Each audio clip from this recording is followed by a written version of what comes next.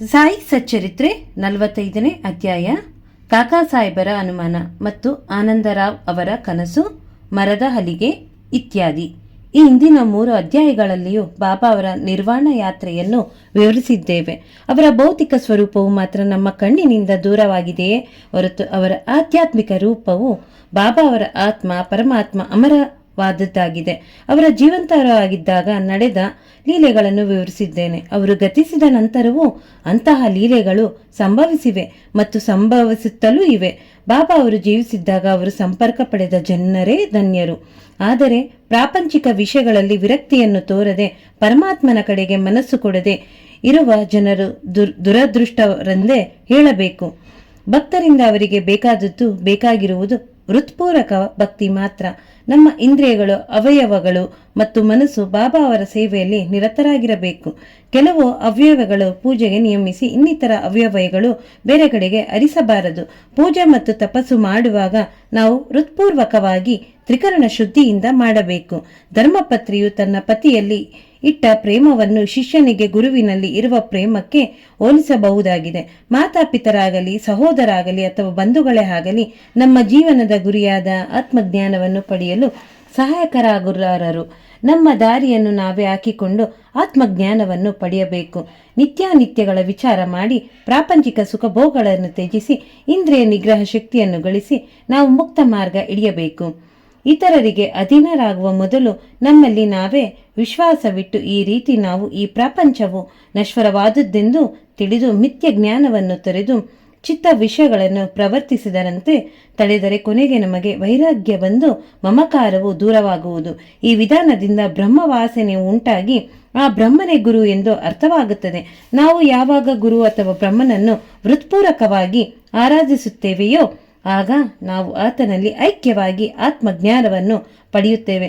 ಸಂಕ್ಷಿಪ್ತವಾಗಿ ಹೇಳುವುದಾದರೆ, ಗುರುವಿನ ನಾಮಸ್ಮರಣೆಯಿಂದಲೂ ಅವನ ಧ್ಯಾನದಿಂದಲೂ ನಾವು ಸಕಲ ಜೀವರಾಶಿಗಳಲ್ಲಿಯೂ ಅವನು ಕಾಣುವಂತಾಗಲಿ ನಿಮಗೆ ನಿತ್ಯ ಆನಂದವು ದೊರಕುತ್ತದೆ.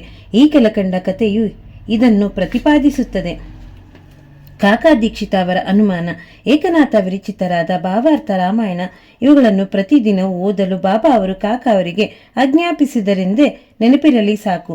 ಇದನ್ನು ಅವರು ಬಾಬಾ ಅವರು ಗತಿಸಿದ ನಂತರವೂ ಅನುಸರಿಸುತ್ತಾ ಬಂದರು. ಒಂದು ದಿನ ಚೌಪಾಟಿಯ ಕಾಕಾ ಮಹಾಜನಿಯವರ ಮನೆಯಲ್ಲಿ ಕಾಕಾ ದೀಕ್ಷಿತರು ಬೆಳಗ್ಗೆ ಏಕನಾಥ ಭಾಗವತವನ್ನು ಪಾರಾಯಣ ಮಾಡುತ್ತಿದ್ದರು. ಕಾಕಾ ಮಹಾಜನಿಯವರು ಮತ್ತು ಶ್ಯಾಮ ಅವರು ಅದನ್ನು ಶ್ರದ್ಧೆಯಿಂದ ಕೇಳುತ್ತಿದ್ದರು. ಆ ಅಧ್ಯಾಯದಲ್ಲಿ ಕವಿ, ಹರಿ, ಅಂತರಿಕ್ಷ, ಪ್ರಬುದ್ಧ, ಪಿಪಲಾಯನ, ಅವಿಹೋತ್ರ, ದುರ್ಮಿಲ, ಚಮಸ ಮತ್ತು ಕರಭುಜನರೇ ಮೊದಲಾದ ನವನಾಥರ ಜನಕರಾಜನಿಗೆ ಭಾಗವತ ಧರ್ಮ ತತ್ವಗಳನ್ನು ವಿವರಿಸುತ್ತಿದ್ದರು. ಜನಕರಾಜನು ಆ ನವನಾಥರನ್ನು ಕುರಿತು ಮುಖ್ಯ ಪ್ರಶ್ನೆ ಹಾಕಿದನು. ಅದಕ್ಕೆ ಎಲ್ಲರೂ ಸಮಂಜಸವಾದ ಉತ್ತರ ಕೊಟ್ಟರು. ಕವಿಯು ಭಾಗವತದ ಧರ್ಮವನ್ನು ಸೂಚಿಸಿದರು. ಹರಿಯು ಭಕ್ತರ ಗುಣಗಳನ್ನು ವಿವರಿಸಿದ್ದರು. ಅಂತರಿಕ್ಷನು ಮಾಯೆ ಏನೆಂಬುದನ್ನು, ಪ್ರಬುದ್ಧನು ಮಾಯೆಯನ್ನು ದಾಟುವುದು ಹೇಗೆ ಎಂಬುದನ್ನು, ಪಿಪಲಾಯನು ಪರಬ್ರಹ್ಮವು ಏನೆಂಬುದನ್ನು, ಅವಿಹೋತ್ರನು ಕರ್ಮವು ಏನೆಂಬುದನ್ನು, ದುರ್ಮಿಲನು ಪರಮಾತ್ಮ ಅವತಾರ ಮತ್ತು ಲೀಲೆಗಳನ್ನು, ಚಮಸನು ನಾಸ್ತಿಕನು ಮರಣ ನಂತರ ಏನೇನು ಅನುಭವಿಸುತ್ತಾನೆ ಎಂಬುದನ್ನು ಮತ್ತು ಕರಭಾಜನನ್ನು ಯುಗ ಯುಗಗಳಲ್ಲಿ ಪರಮಾತ್ಮನನ್ನು ಯಾವ ರೀತಿ ಆರಾಧಿಸಬೇಕೆಂಬುದನ್ನು ವಿವರಿಸಿದರು. ಈ ಕಲಿಯುಗದಲ್ಲಿ ಹರಿನಾಮ ಸ್ಮರಣೆ ಒಂದೇ ಮೋಕ್ಷ ಮಾರ್ಗಕ್ಕೆ ಸಾಧನ. ಅಂದಿನ ಪಾರಾಯಣ ಮುಗಿದ ನಂತರ ಕಾಕಾ ದೀಕ್ಷಿತ ಶ್ಯಾಮ ಅವರನ್ನು ಕುರಿತು, ಈ ನವನಾಥರ ವಿವರಣೆ ಎಷ್ಟು ಚೆನ್ನಾಗಿದೆ, ಆಶ್ಚರ್ಯಕರವಲ್ಲವೇ? ಆದರೆ ಅವುಗಳನ್ನು ಅಭ್ಯಾಸಿಸುವುದು ಬಹಳ ಕಷ್ಟ. ನಾಥರು ಶುದ್ಧರಾಗಿದ್ದರು. ನಮ್ಮಂಥ ಮೂಢಾತ್ಮರಿಗೆ ಅವರಿಂದ ಉಲ್ಲೇಖಿಸಲ್ಪಟ್ಟ ಭಕ್ತಿಯನ್ನು ಹೊಂದಲು ಸಾಧ್ಯವೇ? ನಾವು ಎಷ್ಟು ಜನ್ಮ ತಾಳಿದರೂ ನಮಗೆ ಅದು ಸಾಧ್ಯವಿಲ್ಲ. ನಮಗೆ ಎಲ್ಲಿಯೂ ಮುಕ್ತಿ, ಅದನ್ನು ನಾವು ಬಯಸುವುದು ಬೇಡ ಎಂದು ತೋರುತ್ತದೆ ಎಂದರು. ಶ್ಯಾಮ ಅವರಿಗೆ ಇಂಥ ಮನೋಭಾವನೆ ಇಡಿಸಲಿಲ್ಲ. ಆಗ ಅವರು ತಮ್ಮ ಅದೃಷ್ಟ ಬಲದಿಂದ ಬಾಬಾ ಅವರಂಥ ಅನರ್ಘ್ಯ ರತ್ನವನ್ನು ಪಡೆದಿರುವೆ ಹೀಗೆ ಹೇಳುವುದು ನಿಜವಾಗಲೂ ಸರಿಯಾದುದಲ್ಲ. ಬಾಬಾ ಅವರಲ್ಲಿ ನಮಗೆ ಶುದ್ಧ ಭಕ್ತಿ ಇದ್ದರೆ ನಾವು ಏಕೆ ಅಶಾಂತಿಯಿಂದ ಇರಬೇಕು? ನಾಥರ ಭಕ್ತಿಯು ಶಕ್ತಿಯುತವಾಗಿರಬಹುದು, ನಮ್ಮ ಭಕ್ತಿಯು ಹಾಗೇ ಇಲ್ಲವೇ? ಬಾಬಾ ಅವರೇ ನಮಗೆ ಗುರು. ಹರಿನಾಮ ಸ್ಮರಣೆ ಒಂದೇ ಮುಕ್ತಿ ಮಾರ್ಗಕ್ಕೆ ಸುಲಭ ಸಾಧನೆಯೊಂದೆಂದು ಹೇಳಲಿಲ್ಲವೇ? ಹೀಗಿದ್ದ ಮೇಲೆ ಚಿಂತೆ ಏಕೆ? ಹೆದರಿಕೆ ಏಕೆ ಎಂದು ಕೇಳಿದರು. ಕಾಕಾ ಸಾಹೇಬರು ಶ್ಯಾಮ ಅವರ ವಿವರಣೆ ಅರ್ಥವಾಗಲಿಲ್ಲ, ತೃಪ್ತಿಯಾಗಲಿಲ್ಲ. ಅವರು ಆ ದಿನವೆಲ್ಲವೂ ಅಗಾಧವಾದ ಭಕ್ತಿಯನ್ನು ಸಂಪಾದಿಸುವುದು ಹೇಗೆ ಎಂದು ಚಿಂತಿಸುತ್ತಾ ಮನಃಶಾಂತಿ ಇಲ್ಲದೆ ಕೊರಗಿದರು. ಮರುದಿನ ಬೆಳಗ್ಗೆ ಒಂದು ಪವಾಡ ಜರುಗಿತು. ಆನಂದರಾವ್ ಪಕಾಡೆ ಎಂಬುವವರು ಶ್ಯಾಮ ಅವರನ್ನು ಹುಡುಕಿಕೊಂಡು ಅವರ ಕಡೆಗೆ ಬಂದರು. ಆಗ ಭಾಗವತ ಪಾರಾಯಣ ನಡೆದಿತ್ತು. ಪಕಾಡೆಯವರು ಶ್ಯಾಮ ಅವರ ಹತ್ತಿರ ನಿಂತು ಏನು ಪಿಸುಗುಟ್ಟಿದ್ದರು. ಅವರು ಮೆಲ್ಲಗೆ ತಮ್ಮ ಕನಸನ್ನು ವಿವರಿಸುತ್ತಿದ್ದರು. ಈ ಕಿವಿ ಮಾತನ್ನು ಕೇಳಿ ಕಾಕಾ ಸಾಹೇಬರು ಪಾರಾಯಣ ನಿಲ್ಲಿಸಿ ಅದೇನೆಂದು ಕೇಳಿದರು. ಆಗ ಶ್ಯಾಮ ಅವರು, ನಿನ್ನೆ ನೀವು ಒಂದು ಅನುಮಾನವನ್ನು ವ್ಯಕ್ತಪಡಿಸಿದರಲ್ಲವೇ, ಅದಕ್ಕೆ ವಿವರಣೆ ಇಲ್ಲಿದೆ. ಪಕಾಡೆ ಅವರಿಗೆ ಬಾಬಾ ಅವರ ಕನಸನ್ನಲ್ಲಿ ಹೇಳಿದ್ದುದನ್ನು ಅವರೇ ಹೇಳುತ್ತಾರೆ. ಗುರುವಿನ ಚರಣಗಳಿಗೆ ನಮಸ್ಕಾರ ಮಾಡುವುದು ಅಥವಾ ಆರಾಧನೆ ಮತ್ತು ಭಕ್ತಿ ಇಷ್ಟೇ ಸಾಕೆಂದು ಹೇಳುತ್ತಾರೆ ಎಂದರು. ಪಕಾಡೆ ತಮ್ಮ ಕನಸನ್ನು ಈ ರೀತಿ ವಿವರಿಸಿದರು. ನಾನು ಸಾಗರದಲ್ಲಿ ನಿಂತಿದ್ದೆ. ಬಾಬಾ ಕೂಡಲೇ ಕಾಣಿಸಿಕೊಂಡರು. ಅವರು ರತ್ನ ಖಚಿತವಾದ ಸಿಂಹಾಸನದ ಮೇಲೆ ಕುಳಿತಿದ್ದರು. ಚರಣಗಳು ಮಾತ್ರ ನೀರಿನಲ್ಲಿ ಇದ್ದವು. ನಾನು ಆನಂದದಿಂದ ಸಂತುಷ್ಟನಾದೆನು. ಆ ದೃಶ್ಯ ಕಣ್ಣಿಗೆ ಕಟ್ಟಿದಂತಾಯಿತು. ಮರೆಯಲಾಗಲಾಗಿದೆ. ಅದು ಕನಸೆಂದು ನಾನು ಭಾವಿಸಿರಲಿಲ್ಲ. ಶ್ಯಾಮ ಅವರು ಕುತೂಹಲದಿಂದ ಅಲ್ಲಿಯೇ ನಿಂತಿದ್ದರು. ಅವರು ನನ್ನನ್ನು ಕುರಿತು ಬಾಬಾ ಅವರ ಚರಣಕ್ಕೆ ಎರೆಗೂ ಎಂದರು. ನಾನು ಹೌದು, ನಮಸ್ಕಾರ ಮಾಡಬೇಕೆಂದಿದ್ದೇನೆ. ಏನು ಮಾಡಲಿ, ಅವರ ಚರಣಗಳು ನೀರಿನಲ್ಲಿವೆ. ನನ್ನ ಮಸ್ತಕವನ್ನು ಹೇಗೆ ಅವರ ಅಡಿದಾವರೆಯಲ್ಲಿ ಇಡಲಿ ಎಂದನು. ಆಗ ಶ್ಯಾಮ ಅವರು, ಓ ದೇವ, ನೀರಿನಲ್ಲಿರುವ ನಿಮ್ಮ ಚರಣಗಳನ್ನು ಮೇಲಕ್ಕೆತ್ತಿರಿ ಎನ್ನಲು ಬಾಬಾ ಅವರು ಕೂಡಲೇ ತಮ್ಮ ಚರಣವಿಂದಗಳನ್ನು ಮೇಲಕ್ಕೆತ್ತಿದರು. ಸ್ವಲ್ಪವೂ ನಾನು ತಡ ಮಾಡದೆ ಪಾದಗಳನ್ನು ಹಿಡಿದುಕೊಂಡು ನಮಸ್ಕರಿಸಿದನು.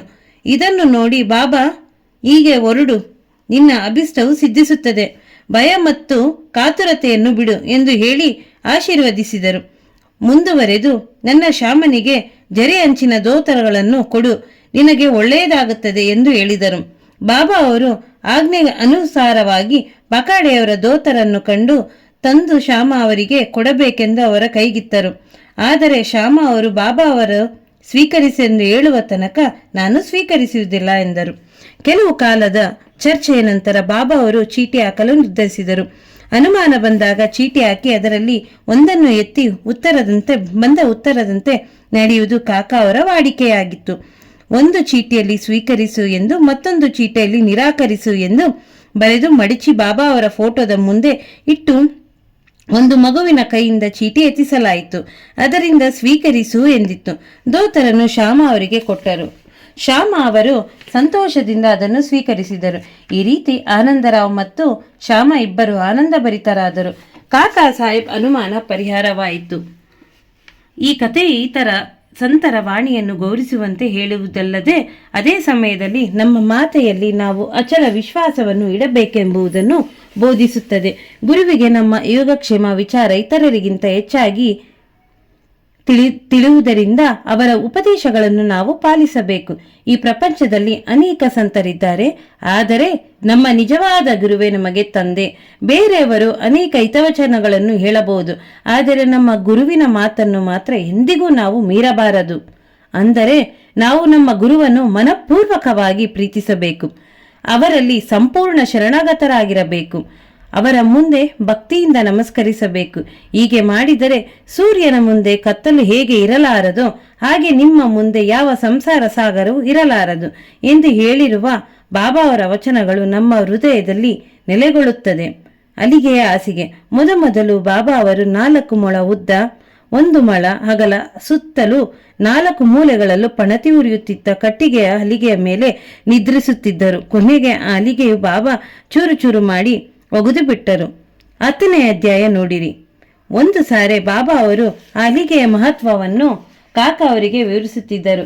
ಅದನ್ನು ಕೇಳಿದ ಅವರು, ನೀವು ಇನ್ನು ಹಲಿಗೆಯನ್ನು ಪ್ರೀತಿಸುವುದಾದರೆ ಇನ್ನೊಂದು ಹಲಿಗೆಯನ್ನು ತಂದು ಉಯ್ಯಾಲೆ ಕಟ್ಟುತ್ತೇವೆ, ಅದರ ಮೇಲೆ ಸುಖವಾಗಿ ನಿದ್ರಿಸಿರುವಂತೆ ಎಂದು ಹೇಳಲು ಬಾಬಾ ಅವರು ಮಹಸ್ತಪತಿಯನ್ನು ನೆಲದ ಮೇಲೆ ಮಲಗಿಸಿ, ನಾನು ಮೇಲೆ ಮಲಗಲು ಇಷ್ಟಪಡುವುದಿಲ್ಲ ಎಂದರು.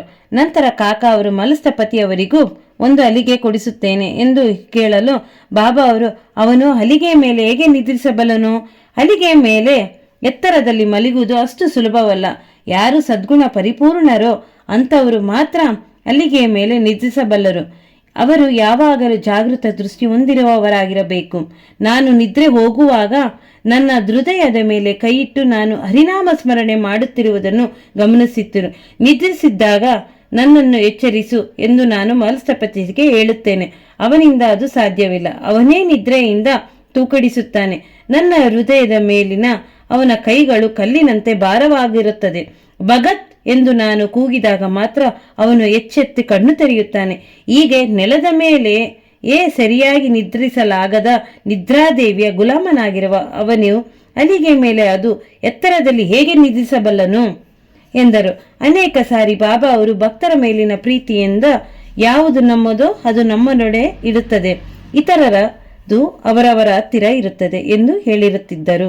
ಶ್ರೀ ಸಾಯಿ ಪ್ರಣಾಮ. ಶ್ರೀ ಸಾಯಿ ಸಚ್ಚರಿತ್ರೆ 45ನೇ ಅಧ್ಯಾಯ ಮುಕ್ತಾಯವಾಯಿತು.